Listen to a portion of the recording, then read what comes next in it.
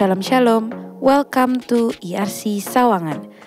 Mari ikuti ibadah IRC Sawangan dengan antusias, dengan minat, ikut memuji, ikut bernyanyi, membawa Alkitab, persiapkan catatan, dan aktif di live chat. Kirimkan pokok doa Anda ke WhatsApp 0812 8398 8838. Tim Prayer Call Center akan menghubungi Anda. IRC Sawangan tetap melayani pelayanan penyerahan anak, baptisan air, KKJ, dan pelayanan pernikahan bisa dilakukan secara online atau offline disesuaikan dengan keadaan. Info lebih lanjut dapat menghubungi hotline IRC di nomor 0817 190 197. Ikuti ibadah atau program IRC lainnya, IRC General Service setiap minggu pukul 10 pagi, DRP 232 Youth Service setiap Sabtu pukul 4 sore, Kids Church setiap minggu pukul 8:30 pagi, DOT Teens setiap Kamis minggu ketiga jam 4 sore. Ibadah khusus wanita, The Significant Woman, setiap Kamis minggu keempat jam 4 sore.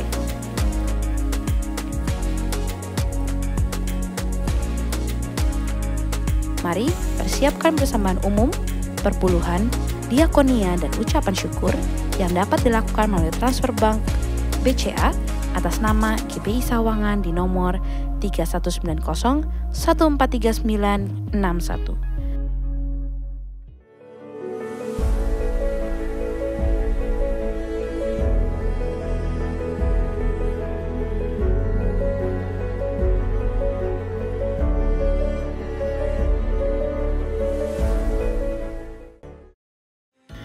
DRP 232 telah merilis single perdana Bukti yang dapat Anda nikmati di platform digital seperti Revival, Spotify, Joox, Apple Music, TikTok, Deezer, dan Langit Music. Bagikan lagu ini untuk menjadi berkat bagi orang lain melalui media sosial Anda.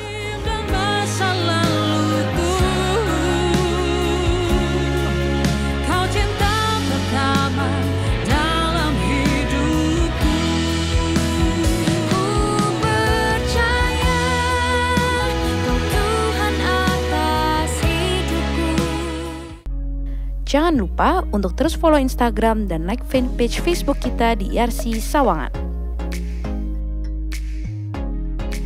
Untuk informasi lebih lanjut dan pelayanan IRC lainnya seperti kegiatan KUL, pendaftaran penyerahan anak, pendaftaran baptisan air, pendaftaran pelayanan pernikahan, dan KKJ, dapat scan barcode yang ada di layar Anda.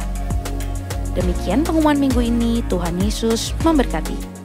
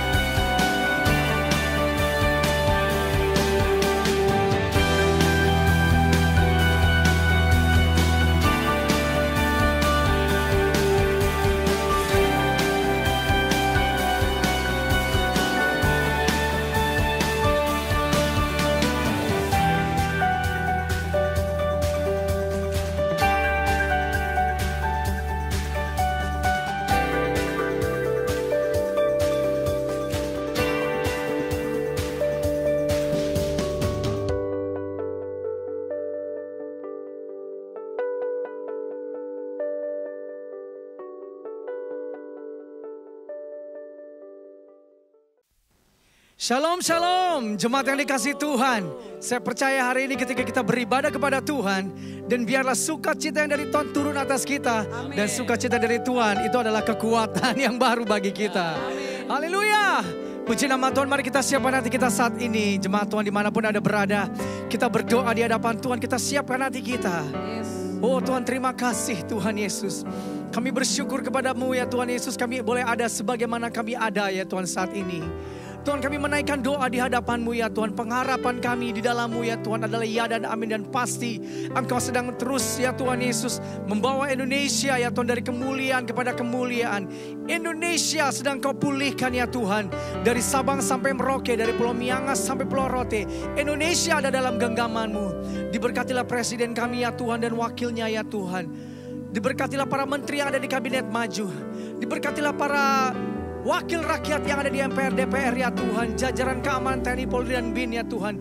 Dan semua ya Tuhan Yesus, ahli dan tenaga kesehatan di bangsa kami. Diberkatilah mereka semua ya Tuhan dalam nama Yesus.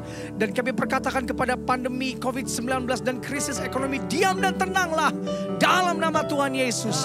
Terima kasih Tuhan. Berkatilah ya Tuhan Yesus. Juga para pemimpin rohani yang berjaga-jaga atas kami. Bapak Gembala Pembina kami dan keempat wakilnya ya Tuhan.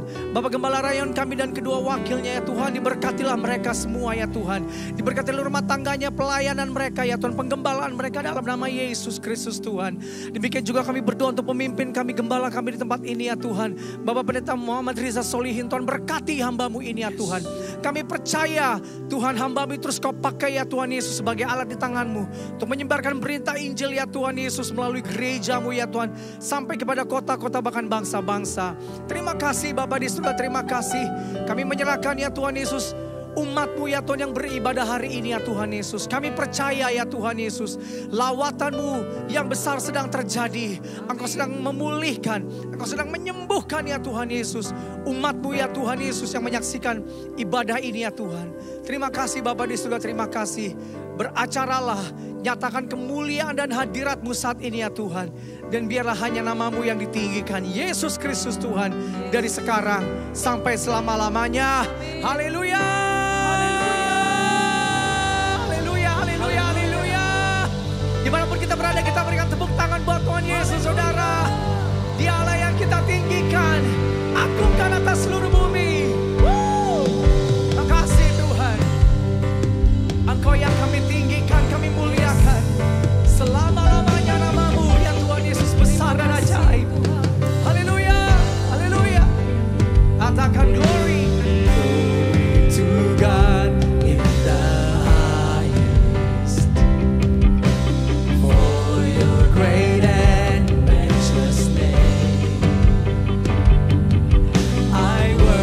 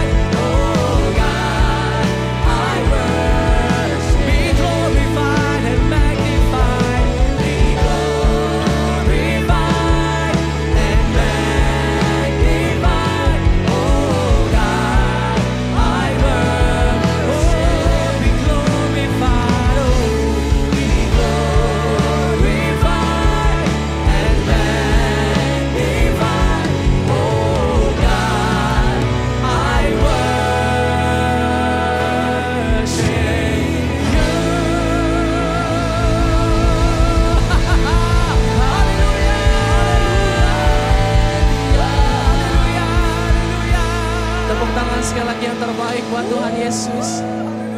Haleluya, kami bersuka cita Tuhan karena kami punya Allah yang dahsyat. Engkau perisai hidup kami Tuhan Yesus. Amin. Mari tepuk tangan sekali lagi yang terbaik buat Tuhan Yesus. Mari Bapak Ibu Saudara saya undang kita semua untuk kita bangkit berdiri. Kita mau bersuka cita karena kita punya Allah yang dahsyat saudaraku. Tepuk tangan sekali lagi buat Tuhan Yesus. Sorangan haleluya.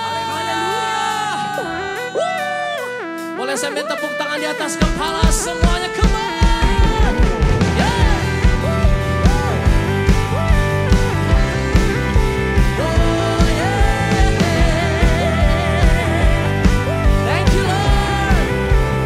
Sama-sama katakan, tinggal dekatmu ku aman, hidup dalammu ku menang. Kau yang memegang hidupku di tanganmu. Amin. Kau meneguhkan langkahku. Thank you Lord. Ku berjalan di dalam kekuatanmu. Oh, Tuhan kau perisaiku. Haleluya. Lewati badai tak akan ku goyah. Imanku tetap teguh, takkan ku ragu mengikutimu. Sorangan yes. Yuk sama-sama katakan, tinggal dekatmu ku. Tinggal dekatmu ku aman. Yes. Hidup dalammu ku menang. Kau yang memegang hidupku di tanganmu. Thank you Lord. Kau meneguhkan langkahku. Ku berjalan di dalam kekuatanmu. Tuhan, Tuhan kau perisaiku. Lewati badai tak akan ku goyah. Imanku tetap teguh, takkan ku ragu mengikutimu. Haleluya. Tepuk tangannya bisa lebih dahsyat saudara buat Tuhan Yesus. Come on. Oh. Kau meneguhkan langkahku. Amin. Ku berjalan di dalam kekuatanmu. Come on. Kekuatanmu. Oh, Tuhan kau perisaiku. Lewati badai tak akan ku goyah. Imanku tetap teguh, takkan ku ragu mengikuti. Tuhan kau perisaiku. Lewati badai tak akan ku goyah. Imanku tetap teguh, takkan ku ragu mengikutimu. Takkan ku ragu mengikutimu. Takkan ku ragu mengikutimu.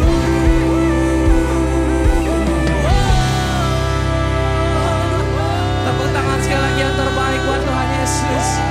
Haleluya. Nama Tuhan. Silakan kembali duduk dalam hadirat Tuhan Bapak Ibu Saudara. Mari kita terus sembah Dia Saudara. Ora labaya syakana maya ralaba. Kau yang kami sembah Tuhan Yesus. Kau yang layak kami sembah Tuhan. Syakana maya ralabaya ralaba. Oh Yesus. Mari kita sembah Tuhan Yesus yuk Bapak Ibu Saudara. Syakana maya ralabaya shalom. Haleluya.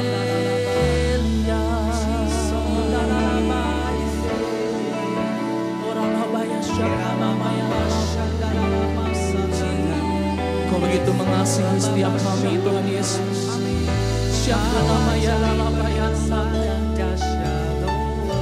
Dan ini ucapan syukur kami kepadamu Tuhan.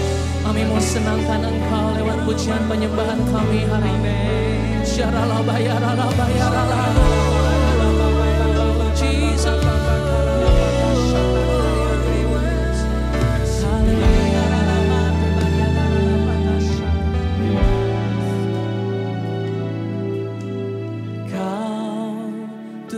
Ciptakanku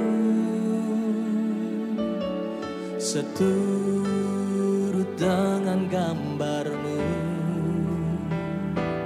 Kau berikan hidupmu bagi diriku sebagai bukti kasih-Mu. Mari sekali lagi Bapak Ibu Saudara katakan, Kau Tuhan, Kau Tuhan ciptakanku. Thank you Lord. Seturut dengan gambar-Mu, Kau berikan hidupmu bagi diriku sebagai bukti kasih-Mu.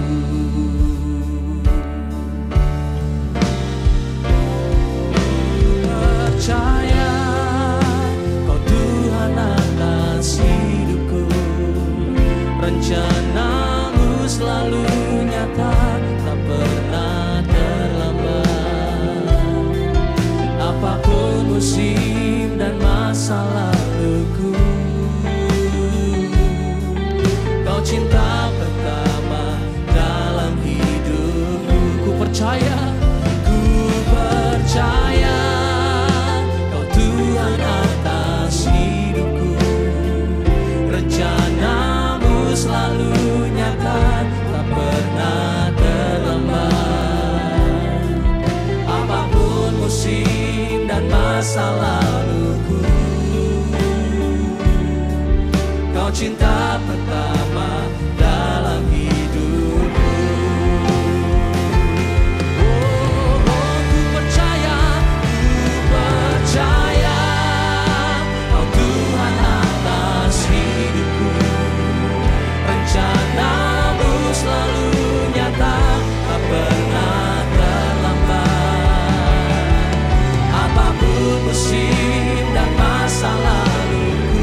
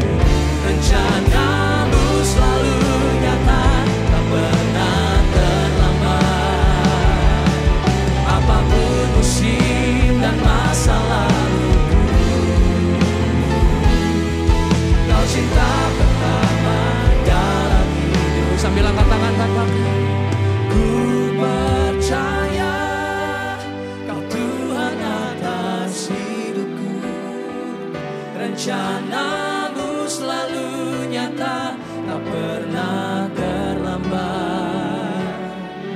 Apapun musim dan masa laluku, Kau cinta pertama dalam hidupku. Kau cinta pertama, Kau cinta pertama dalam hidupku. Oh, Kau cinta pertama dalam hidupku.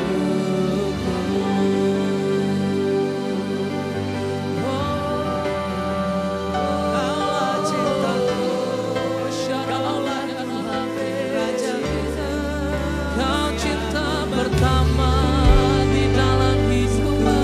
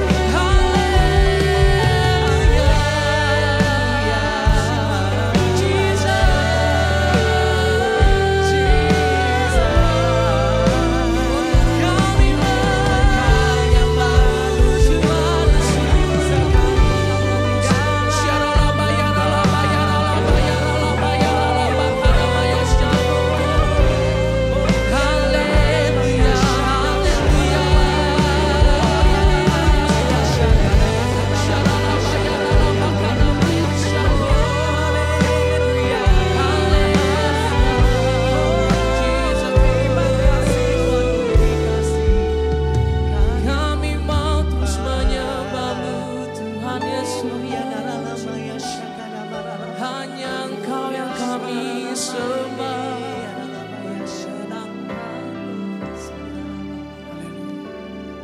So here I bow to leave you high,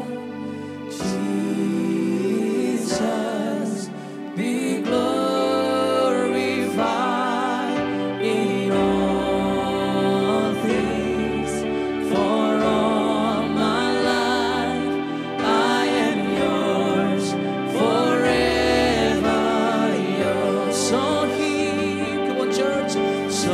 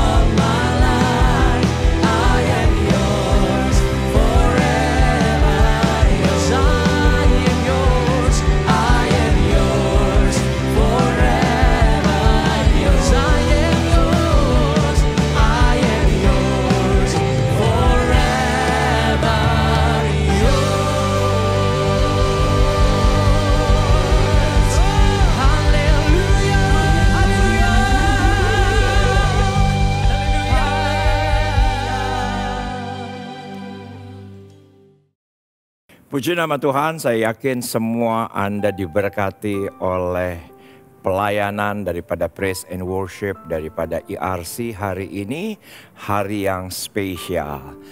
Saya hari ini akan membahas lanjutan sebetulnya dari ibadah tanggal 3 Januari. Walaupun ya benar masih segar rasanya karena baru beberapa minggu, tapi saya akan refresh kembali tanggal 3. Saya membahas soal overtones, dan overtones ada di Mazmur pasal yang ketiga, di mana ketika Selah, pause, berhenti, rest, istirahat, bersujud dan merenung, maka Tuhan akan bawa kita naik ke level yang lebih tinggi. Tetapi setelah itu ada tetap bagian kita. Setelah kita rest sejenak, gak mungkin rest terus-terusan, gak mungkin Selah terus-terusan, karena kita kembali harus bekerja, kita kembali harus sekolah, kita kembali harus beraktivitas. Tuhan tidak akan pernah memberkati orang yang malas. Pasti Tuhan memberkati seseorang yang giat. Saya tidak menggunakan kata bekerja keras, tapi saya menggunakan kata bekerja sungguh-sungguh. Karena itu penting. Ada waktunya kita bekerja sungguh-sungguh, tapi kita juga tahu waktunya kapan kita rest. Karena kita telah bekerja dengan sungguh-sungguh. Saya yakin ini akan menolong kita dengan tema Jaminan 2021. Kita akan belajar dari Markus pasal yang keempat. Kita berdoa sebentar. Bapak, terima kasih untuk kesempatan hebat hari ini. Kami boleh ada dalam hadirat-Mu. Kami boleh ada masuk dalam sukacita, realita kebenaran, realita pengurapan, realita kehadiran Tuhan yang dinyatakan lewat ibadah yang luar biasa ini. Kami siap untuk belajar mengenai jaminan 2021. Setelah kami pastikan, kami punya saat teduh, kami pastikan kami punya waktu bersama dengan Tuhan. Dan biarlah kami belajar hari ini agar jaminan 2021 itu terjadi dalam kehidupan kami. Amin. Mari langsung kita buka Alkitab kita. Kita akan belajar dari Markus pasal yang keempat, ayat 35 sampai dengan ayat yang ke-41. Kembali saya tegaskan, tema kita hari ini adalah jaminan 2021. Masih panjang perjalanan, masih ada 350-an hari ke depan. Dan kita akan lihat mengenai satu kata jaminan. Kenapa jaminan itu hadir? Menurut saya jaminan lahir, satu dari ketidakpastian. Dari mana jaminan itu lahir? Yang kedua, yaitu lahir dari ujian. Kenapa Tuhan menjamin kita? Karena ada ketidakpastian. Di tahun 2021 ini masih tetap menganga di depan kita ketidakpastian. Kita bersyukur ketika taping ini dikerjakan, distribusi vaksin ke 34 provinsi sudah disebar oleh Depkes. Tetapi tetap ada yang namanya ketidakpastian. Ada ketidakpastian ekonomi, ada ketidakpastian hukum, ada ketidakpastian keamanan, tetap ada di dalam kehidupan kita, yang oleh karena itulah jaminan itu lahir. Dan yang kedua, jaminan itu lahir karena dalam hidup ini pasti ada ujian. Pasti ada ujian. Dimana kalau sebuah produk yang akan diluncurkan pasti harus diuji. Begitupun juga dalam kehidupan akademis. Ketika kita naik dari satu tingkat ke tingkat yang berikutnya harus ada ujian. Dan begitupun juga dalam kehidupan ini kita temukan ujian demi ujian. Yang oleh karena itulah lahir satu kata jaminan. Mengenai vaksin sendiri sudah sedemikian rupa, sudah sampai ke ujian klinis yang ketiga. Dan banyak orang yang bertanya kepada saya, Pak Pendeta, kalau Pak Pendeta nanti divaksin atau tidak? Jawaban saya hari ini, ya, saya akan divaksin. Saya akan divaksin. Kenapa? Karena berbagai macam pertimbangan, dan GBI pun secara teologis sudah mengeluarkan surat teologia bahwa program pemerintah ini secara positif harus didukung oleh gereja. Dan saya sebagai hamba Tuhan yang harus berjumpa dengan banyak orang, saya pun kalau mendapatkan giliran, saya akan ambil giliran itu. Nggak mungkinlah jadi zombie. Nggak mungkinlah yang namanya vaksin itu merubah DNA kita. Berita hoax mengatakan demikian. Katanya yang ampul cuma segini cairan itu memasukkan 666. Waduh, terlalu jauh lah, karena GBI pun mengatakan bahwa itu adalah simpang siur adanya. Jadi oleh karena hal inilah kita harus hidup di dalam Kristus. Dan apa yang kita bangun, apa yang kita build dalam kehidupan kita, yang harus kita perhatikan agar jaminan sorgawi itu datang, agar jaminan yang ilahi itu menjadi realita dalam kehidupan. Kita akan belajar dari Markus 4 ayat 35 sampai 41. LAI memberikan perikop angin ribut diredakan. Kalau saya sedikit edit saja, menurut saya yang lebih baik Yesus meredakan angin ribut. Yesus meredakan ketidakpastian. Yesus meredakan ujian. Dan kita akan lihat dari ayat ini apa yang harus kita bangun. Dan saya yakin ini akan menolong Anda. Dan Anda yang siap untuk belajar, ambil catatannya. Dan Anda yang mengikuti ibadah ini live chat, Anda tulis, Yesuslah yang meredakan angin ribut dalam kehidupanku. Dan itu adalah jaminan, janji di tahun 2021 ini. Kita lihat ayatnya. Pada hari itu, waktu hari sudah petang, Yesus berkata kepada mereka, marilah kita bertolak ke seberang. Ketika saya baca ayat ini dan mencoba membandingkan kepada King James, saya mendapati ada satu kata yang mungkin tidak terlalu penting, tapi menurut saya penting, yaitu King James menggunakan kata "and the same day", hari yang sama. Nah, hari yang sama ini sama dengan yang mana? Yang tentunya ketika saya perhatikan, ini dari ayat yang ke-1 daripada Markus pasal yang ke-4. Jadi ini perjalanan panjang, dan Alkitab dengan jelas berkata bahwa hari ketika itu sudah petang. Jadi sepanjang hari, dari pagi hari, setelah Yesus bangun pagi hari masih gelap, rest, doa, nyembah, apa yang dia kerjakan?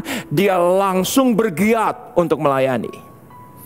Dia temui banyak orang, dia puaskan kehausan orang, yang sakit disembuhkan, yang lemah dikuatkan, dengan pengajaran-pengajaran, perumpamaan-perumpamaan yang Anda bisa lihat di atasnya.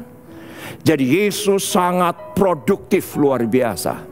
Bahkan ketika hari masih petang, Alkitab dengan jelas bilang begini, marilah kita bertolak ke seberang. Dia begitu giat untuk melayani. Dia begitu bersemangat untuk menolong orang.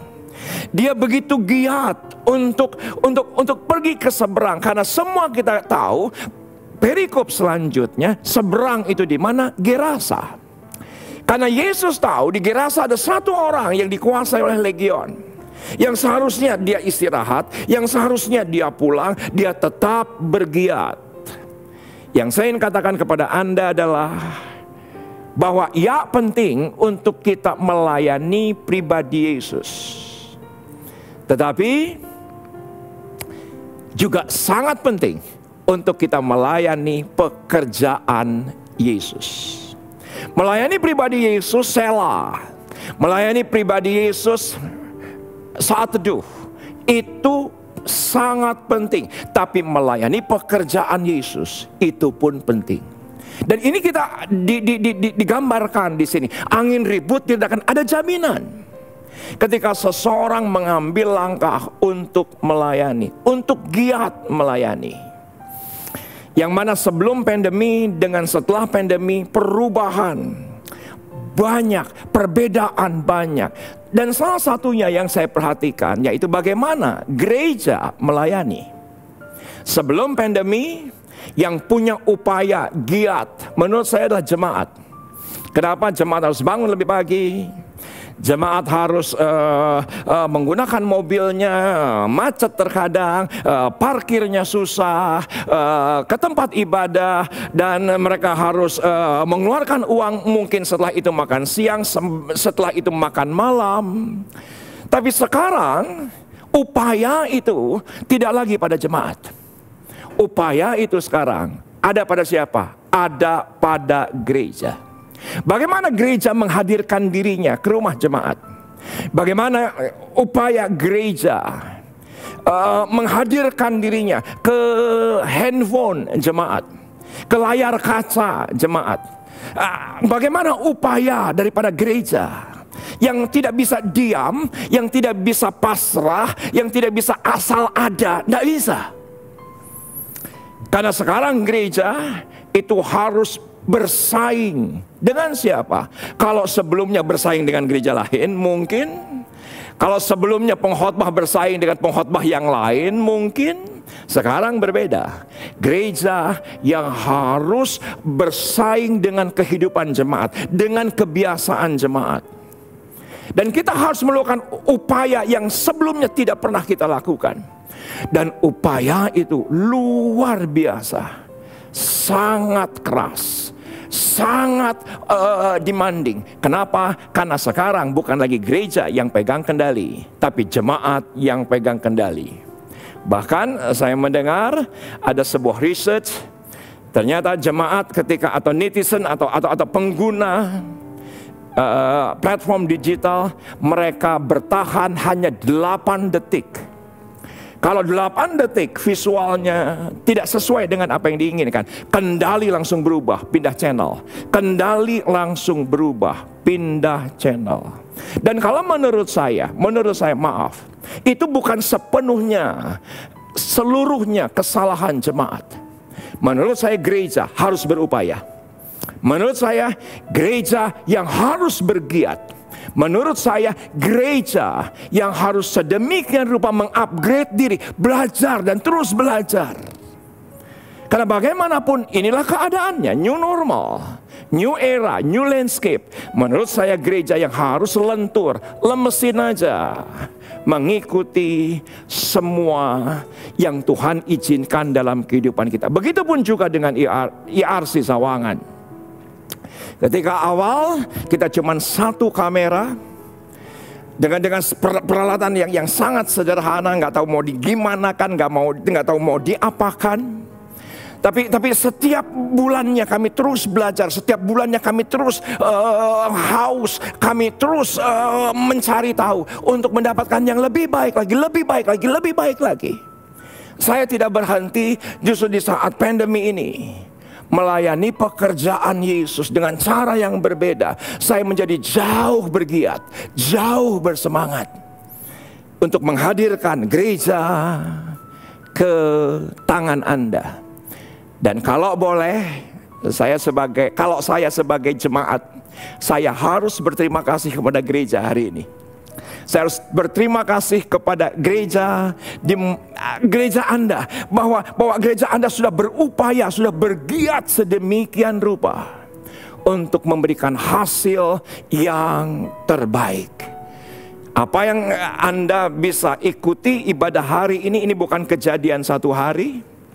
Dari 1 kamera jadi 2 kamera, 3 kamera, 4 kamera, 5 kamera. Ini bukan kejadian 1 hari. Tetapi sebagaimana Yesus, ayo kita bertolak ke seberang untuk giat melayani, untuk menghadirkan dirinya kepada orang-orang yang membutuhkan. Ayat 36. Mereka meninggalkan orang banyak itu lalu bertolak dan membawa Yesus beserta dengan mereka. dalam perahu di mana Yesus telah duduk dan perahu-perahu lain juga menyertai. Kalau boleh saya tafsirkan, perahu ini apa? Gereja. Perahu ini apa? Saya mau katakan gereja. Dan Alkitab berbahasa Inggris dari King James berkata, and when they had sent away the multitude. Ketika orang yang berbondong-bondong itu kembali pulang, they took him even as he was. Jadi apa adanya dia. Dia masuk ke dalam perahu, apa adanya dia, dengan baju yang sama, dengan pakaian yang sama, dengan semua yang ada. Dia masuk ke perahu, dan ternyata perahunya bukan satu. Karena saya perhatikan other little ship. Jadi ada perahu-perahu kecil lain yang mengikuti. Dan menurut saya ini adalah gereja. Bagaimanapun juga. Ya benar. Saya tahu bahwa ada banyak orang nggak butuh gereja. Saya tetap melayani. Nggak butuh gereja. Saya tetap melayani. Tapi bagaimanapun juga, Yesus tunggu waktu yang tepat ketika dia berkata kepada Petrus, bahwa namamu bukan lagi Simon tapi Petrus, Petra, namamu adalah batu karang, karena dari sanalah gerejaku akan berdiri. Dan gereja adalah sebuah tempat di mana jaminan itu dinyatakan. Saya berani bilang iya. Mungkin Anda berkata, oh saya nggak butuh gereja untuk pelayanan. Saya nggak butuh naungan apapun untuk saya bisa melayani dimanapun juga bisa. Saya sering dengar itu. Tetapi hal ini kuat sekali agar kita tertanam di dalam gereja. Bahkan kita melayani pada gereja di mana Anda bertumbuh. Itu penting. Kenapa? Karena begitu banyak hari ini orang berkata, oh ya saya mau melayani kalau saya ada waktu. Oh ya boleh saya melayani, boleh saya melayani. Melayani apa? Jadi apa sekarang online? Boleh saya melayani kalau saya sempat. Tapi ketika Anda mau membutuhkan jaminan itu ada pada apa? Ship. Ada pada apa? Yaitu adalah gereja. 1 bulan yang lalu saya kehilangan seorang sahabat, yang mana ketika saya melayani 20 tahun yang lalu di gereja ini, dia adalah partner saya kemanapun saya kunjungan. Ke kampung-kampung di sekitar Parung, ke kampung-kampung sekitar Gunung Sindur, ke kampung-kampung sekitar daripada Tulang Kuning, Curug, ke kampung-kampung. Dan dia meninggal 1 bulan yang lalu oleh karena diabetes, bukan karena COVID. Dan ketika ibadah penghiburan, saya hadir.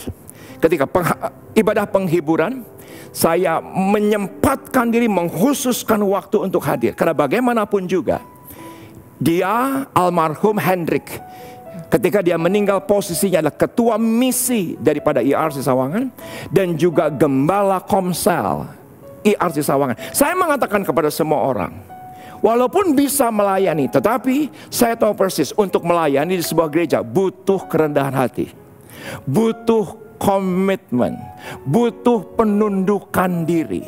Saudaraku, kita di gereja diatur. Saya tahu kenapa banyak orang gak mau pelayanan di gereja, karena tidak mau diatur. Dan ternyata jaminan bukan hanya perahu yang digunakan Yesus, angin ribut diredakan juga dinikmati oleh perahu-perahu kecil yang mengikut Yesus. Apa saja yang dipergunakan untuk kepentingan Kristus pasti dipeliharanya istimewa.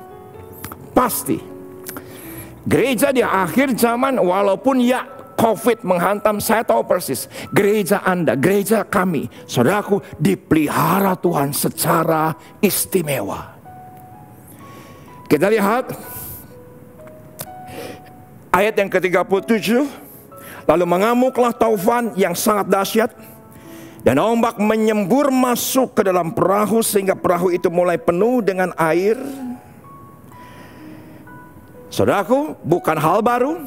Dalam perahu pelayanan akan selalu ada tantangan dan bahaya. Dan saya tahu persis ada banyak orang yang lari dari gereja. Saya mau melayani di gereja kalau ada waktu. Oke, saya mau melayani kalau sempat. Kalau sempat toko tutup, ya baru saya mau melayani. Ya kalau nggak ada pekerjaan, ya saya mau melayani. Saudaraku, itu bukan sikap yang benar. Walaupun saya tahu persis dalam perahu pelayanan bukan hal baru. Di sana ada tantangan dan bahaya. Saudaraku, saya baru sadar ketika tanggal 27 Desember yang lalu, saya melayani ibadah tatap muka di Surabaya, di sebuah gereja di Pakuan Mall, Surabaya. Saudaraku, saya baru sadar ketika saya sampai di sana, saya sampai di mimbar, bahwa Oktober saya ke Surabaya menggunakan mobil. November saya ke Surabaya menggunakan mobil. Bersama dengan tim produksi gereja, kita belajar bagaimana membangun live streaming, membangun pelayanan online yang lebih baik lagi. 11 jam menggunakan mobil. Besoknya setelah kembali 11 jam, giat hanya untuk apa? Hanya untuk menghadirkan pelayanan yang semakin baik kepada jemaat Tuhan dimanapun mereka berada.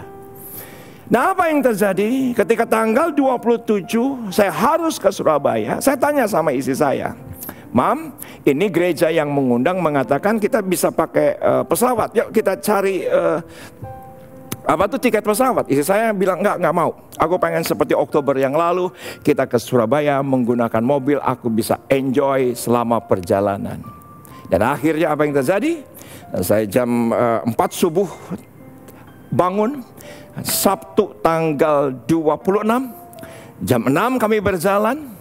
2 kali rest area, kami beristirahat sebentar, rehat sebentar, memulihkan keadaan sebentar. Dan setelah itu, setelah makan siang, saya minta Keisha menggantikan saya. Dan ketika Keisha menggantikan saya, hujan turun deras sekali. Saya berkata kepada Keisha, pelankan, nggak bisa lagi 100 km per jam, pelankan. Akhirnya dipelankan dan dipelankan, dan ketika saya melihat dan keadaan juga bisa terkendali, saya tertidur. Dan ketika saya tertidur, tiba-tiba goncangan keras terjadi atas mobil itu. Kenapa? Karena ketika berjalan sedemikian rupa, ternyata nggak tahu kenapa itu mobil sepertinya mengapung begitu di atas air yang begitu meluap. Nggak tahu dari mana, itu bergerak, dan kalau tidak terkontrol itu bisa tabrakan, kalau tidak terkontrol itu bisa terbalik. Tapi saya tahu persis, untuk melayani Tuhan ada bahaya dan tantangan, tapi ada jaminan dari Tuhan. Tuhan luputkan kecelakaan, dan kami bisa berjalan kembali, berjalan menuju Surabaya, dan kami sampai dengan selamat. Dan besoknya tanggal 29 hari Selasa kami pulang ke Jakarta. Dan Anda tahu, ketika kami pulang, ada sesuatu yang terjadi pada mobil kami. Nggak tahu kenapa itu mobil jalannya sudah tidak lagi bisa lurus, tapi deret. Dan itu baru memasuki kilometer yang ke 100, padahal perjalanan dari Surabaya menuju ke Jakarta 740 kilometer. Karena saya nggak ngerti soal mobil, ya Keisha juga pasti nggak ngerti, Elsa juga nggak ngerti, ya kita jalan terus. Jalan terus. Tapi kita jalan terus sebentar, kita coba, karena mobil itu sedemikian rupa jalannya tersendat-sendat. Tapi karena bodoh, karena nggak tahu mobil, jadi kita jalan terus. Dan apa yang terjadi? Ketika terus jalan terus, dan saya sampai keringat dingin keluar. Ketika sampai daerah Jakarta, itu sudah mulai macet. Saya khawatir mesin berhenti. Saya khawatir mogok terjadi, tapi puji nama Tuhan, kami sampai ke rumah dengan selamat. Besoknya kami ke bengkel resmi mobil, dan ternyata didapati perkaretan di mesin utama itu sudah sedemikian mengeras yang bisa kapan saja, karena perjalanan panjang 740 km sekali jalan itu bisa sedemikian rupa pecah. Dan kalaupun kemungkinan yang paling ringan adalah bisa mati di jalan, yang mana saya tidak ngerti mobil, tidak ngerti mesin, begitupun juga dengan Keisha dan Elsa. Tetapi di sini kita mengerti, ketika kita melayani untuk gerejanya ada jaminan. Itulah yang harus kita bangun di tahun 2021. Jangan hanya terus gelisah, hanya terus takut. Sekarang pelayanan berbeda. Kita harus melangkah. Dan saya tahu persis, dimanapun gereja Anda bertumbuh, terbuka untuk Anda melayani. Dan di situ jaminan Tuhan akan nyatakan. Benar ada bahaya, benar ada tantangan. Kita lihat ayat 38 dan 39. Pada waktu itu Yesus sedang tidur di buritan, di sebuah tilam. Maka murid-muridnya membangunkan dia dan berkata kepadanya, "Guru, engkau tidak peduli kalau kita binasa? Maaf, ini adalah perkataan kurang ajar." Ini bukan sekedar seperti kita membaca yang seperti kita bisa baca dari ayat ini. Tapi menurut saya ini adalah statement kurang ajar. Guru, saya yakin dengan bentakan, engkau tidak peduli kalau kita binasa? Engkau tidak peduli ketika COVID datang, pendapatan menurun. Ketika COVID datang, kehilangan pekerjaan. Ketika COVID datang, kehilangan rencana yang harus tertunda. Apakah engkau tidak peduli kami binasa?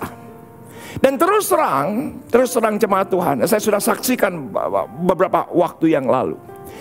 Saya mungkin dengan cara yang lebih santun, saya pernah berkata bahwa masih ada Tuhan gak sih? Ketika di bulan April, dimana di bulan April yang mana biasanya saya giat melayani offline dimanapun gereja-gereja, tiba-tiba satu demi satu menghubungi, "Pak, maaf batal, Pak, maaf batal, Pak, maaf batal." Di bulan April saja sudah ratusan ibadah batal. Rasanya saya ingin berkata, Tuhan, enggak peduli kalau keluarga kami binasa secara keuangan. Selaku itu sesuatu yang spontan. Dan saya berkata kepada Tuhan, bukan dengan kata-kata demikian tentunya, tapi ketika itu saya berkata, masih ada Tuhan enggak? Kok begitu jauh, kok sepertinya Tuhan itu tidur, membiarkan kami yang melayani sebagai hamba Tuhan sepenuh waktu. Kok bisa itu juga terjadi pada kami? Tetapi ayat 39, ia bangun, menghardik angin itu dan berkata kepada danau itu, "Diam, tenanglah." Lalu angin itu reda dan danau itu menjadi teduh sekali.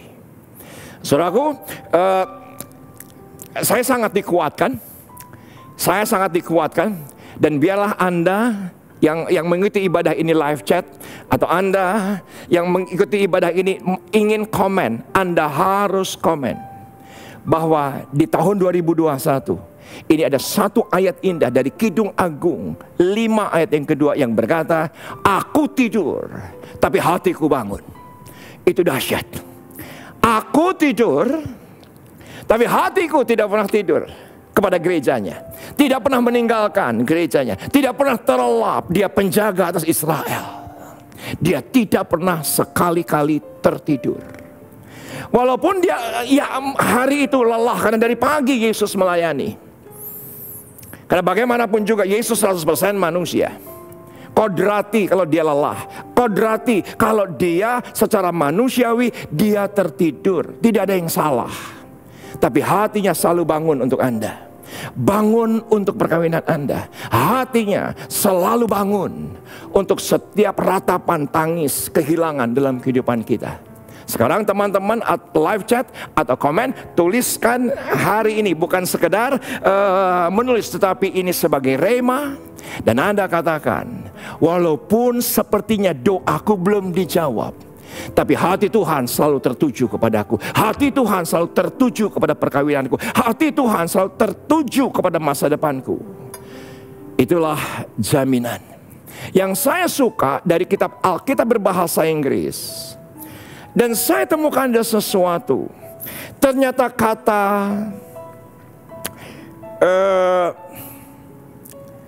diam dan tenanglah, King James menggunakan kata peace. Saya suka ini. Dia tidak berkata diam dan sekedar hanya diam, tapi dia berkata dia lepaskan damai sejahtera.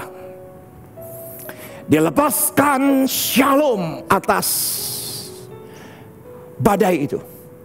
Dia katakan shalom kepada angin ribut itu. Dan saudaraku, ini menjadi polemik besar secara teologis. Ketika tanggal 19 April, hari Minggu, di tengah-tengah deru gelombang, deru air, deru ketakutan, deru kegelisahan, saya tidak pernah bisa lupa, yang menjadi penguat daripada hidup dan pelayanan saya adalah apa yang dikatakan oleh gembala pembina kami. Ketika tanggal 19 April, di tengah-tengah deru ketakutan, kegelisahan, dia berkata, "Hai COVID, diam dan tenanglah." Banyak bantahan dari banyak kali orang, mana buktinya COVID-nya terus berjalan, mana buktinya COVID tetap ada. Tetapi buat saya itu rema luar biasa. Karena tiba-tiba ketika gembala pembina berkata, "Diam dan tenanglah," itu ada sesuatu kekuatan baru, ada satu optimisme baru, ada satu antusiasme baru, yang saya ketika itu langsung bagikan kepada semua orang. Saya broadcast itu video kepada semua orang, agar damai itu mengalahkan ketakutan kita, mengalahkan kegelisahan kita. Karena dengan jelas bahwa damai sejahtera itu adalah senjata yang datang dari Tuhan. Dan damai sejahtera itu adalah Alkitab dengan jelas berkata bahwa damai sejahtera ku tinggalkan bagimu. Kata ku tinggalkan itu mungkin dianggap remeh, tapi buat saya luar biasa. Yohanes pasal 14, ketika dia mati naik terangkat ke surga, dia bawa semua damai sejahtera, ku tinggalkan bagimu. Agar apapun boleh terjadi, apapun boleh Tuhan izinkan, tapi kita tidak kehilangan damai. Dan damai sejahtera lah yang mengalahkan badai kehidupan. Damai sejahtera adalah senjata sorga untuk kita bisa mengalahkan badai kehidupan. Ketik di live chat, ketik di komen bahwa damai sejahtera Tuhan itu ada di dalam kehidupanku. Saudaraku perhatikan, yaitu adalah ayat 40-41.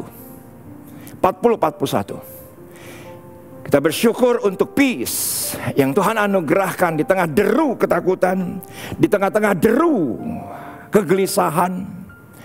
Dan saya mengalami rema luar biasa di tanggal sejak 19 April. Hati saya lebih tenang, lebih teduh dibandingkan dengan sebelumnya.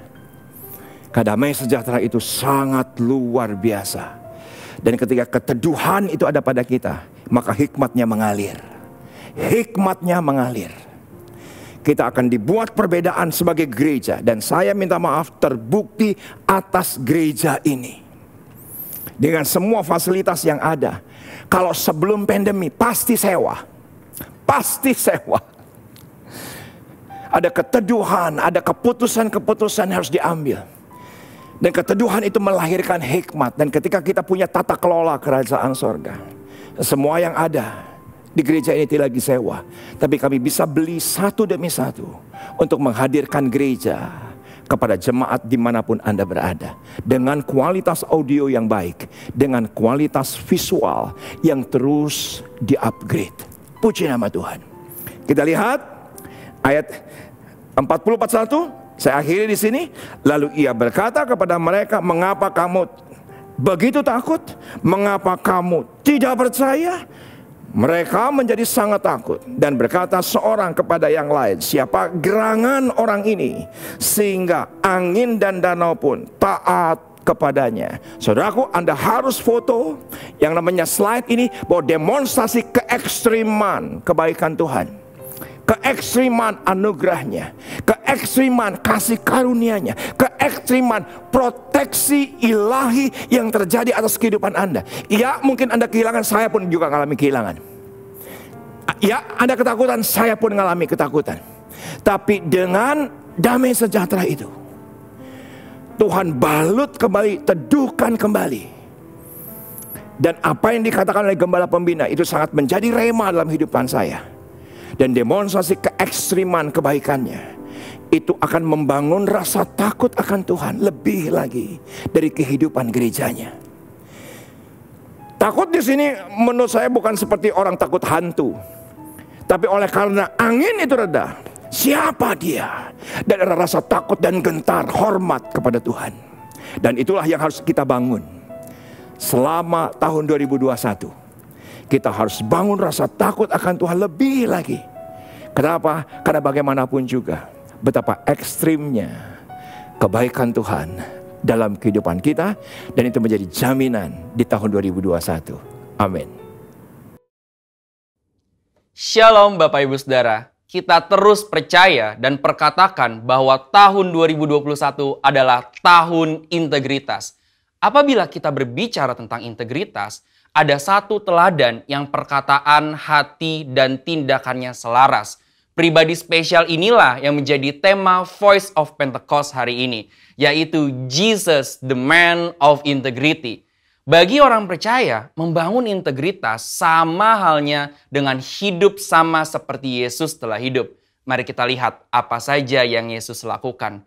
Yang pertama, perkataan dan tindakan Yesus. Sekalipun Yesus sedemikian sempurna, tidak semua orang itu menyukainya. Banyak yang ingin mendengar khotbah Yesus justru untuk menjebaknya. Mereka berusaha mencari-cari kesalahan Yesus. Akan tetapi, pada akhirnya, perkataan Yesus tidak pernah dapat dibantah. Mengapa demikian? Karena Yesus selalu mempraktekkan apa yang ia katakan. Yesus tidak hanya jago khotbah, tetapi dia melakukan dan menghidupi firman. Dalam Matius 23 ayat 3, Yesus menyindir ahli-ahli Taurat dengan mengatakan kepada orang banyak, "Sebab itu turutilah dan lakukanlah segala sesuatu yang mereka ajarkan kepadamu. Tetapi janganlah kamu turuti perbuatan-perbuatan mereka, karena mereka mengajarnya tetapi tidak melakukannya." Yang kedua, sumber perkataan dan tindakan Yesus. Dalam Yohanes 12 ayat 49, Yesus mengatakan demikian, "Sebab aku berkata-kata bukan dari diriku sendiri, tetapi Bapa yang mengutus aku. Dialah yang memerintahkan aku untuk mengatakan apa yang harus aku katakan dan aku sampaikan." Selama hidupnya di bumi, Yesus tidak pernah mengatakan sesuatu dari dirinya sendiri. Ia sungguh-sungguh memastikan bahwa semua perkataan dan tindakannya itu bersumber dari Bapa. Dia tidak mengatakan sesuatu untuk kepentingannya pribadi, tetapi untuk kerajaan Allah. Yesus juga selalu memastikan bahwa semua yang dia lakukan sesuai dengan kehendak Bapa. Dengan cara demikian, Yesus sungguh-sungguh menjaga integritasnya. Yang ketiga, aplikasi perkataan dan tindakan Yesus. Kita sudah melihat bagaimana Yesus sungguh-sungguh menjadi man of integrity. Di dalam Alkitab, ada beberapa tindakan Yesus dalam mengaplikasikan kehidupan yang berintegritas. Pertama, ketika menghadapi pencobaan, Yesus menolak untuk mengubah batu menjadi roti. Bukan masalah sanggup atau tidak sanggup, tetapi karena ini adalah rencana iblis. Ingat saudara, Yesus hanya mau melakukan kehendak Bapa. Kedua, menghadapi yang membutuhkan. Yesus tidak membeda-bedakan orang ketika memberikan pertolongan. Ketika ada seorang perempuan non-Yahudi yang memohon dengan sangat agar anaknya disembuhkan, Yesus tetap memberi pertolongan. Ketiga, menghadapi yang menjebak. Sepanjang perjalanan pelayanan Yesus sering dibanjiri dengan pertanyaan-pertanyaan jebakan. Tetapi Yesus selalu dapat menjawab dengan sangat tepat. Hal ini terjadi karena Yesus sungguh-sungguh berkata-kata hanya dari Bapa. Keempat, menghadapi yang berdosa. Ketika Yesus disalib, ia masih sempat berdoa dengan tulus kepada Bapa. Sesuai dengan apa yang dia ajarkan selama ini mengenai pengampunan. Doanya, "Ya Bapa, ampunilah mereka sebab mereka tidak tahu apa yang mereka perbuat." Ini berarti Yesus tetap memegang integritasnya bahwa pengampunan tersedia bagi semua orang yang meminta ampun. Sekalipun bagi mereka yang menyalibkan Yesus. Bapak Ibu Saudara, integritas adalah sesuatu yang dibangun. Oleh sebab itu, sesuai dengan visi yang Tuhan sudah beri bagi gereja kita, mari sepanjang tahun ini kita membangun integritas dengan cara hidup seperti Yesus telah hidup. Saudara, untuk penjelasan lebih lengkapnya dari tim teologi kami, silakan membuka link yang ada di atas atau scan QR Code yang tersedia. Salam integritas. Tuhan Yesus memberkati.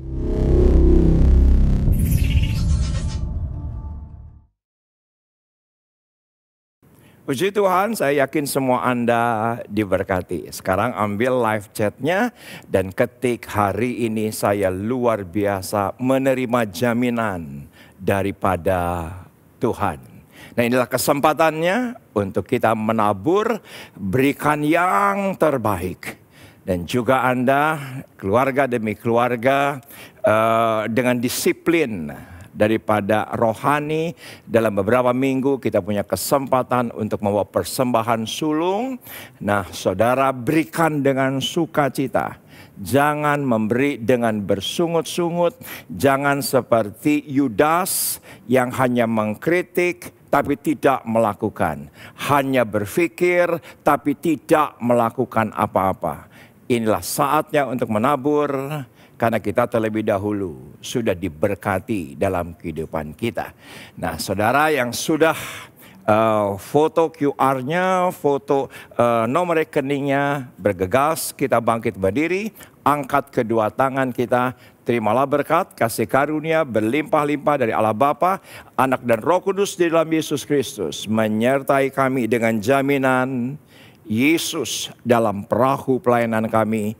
Sama-sama yang telah menerima jaminan, kelak Dia akan datang kali kedua menjemput kita di awan-awan yang permai, dan semua kita masuk bilangan, masuk sorga. Amin.